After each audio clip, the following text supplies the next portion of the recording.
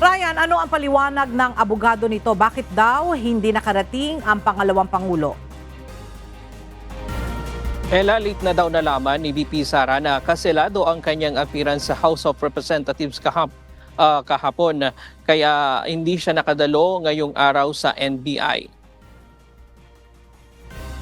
Hindi dumating si Vice President Sara Duterte sa NBI ngayong araw. Pasado alas 8 ng umaga na tanging abogado lamang ang dumating na nagpakilala si Attorney Paul Lim.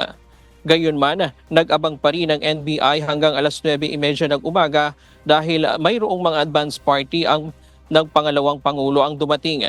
Dala ng abogado ang sulat na nagsasabing hindi makakarating ngayong araw ang pangalawang pangulo at humihiling ng reschedule ng pagpunta nito sa NBI. Humiling din ito sa NBI ng kopya ng complaint, mga dokumento sa investigasyon at mga posibleng itatanong sa kanya.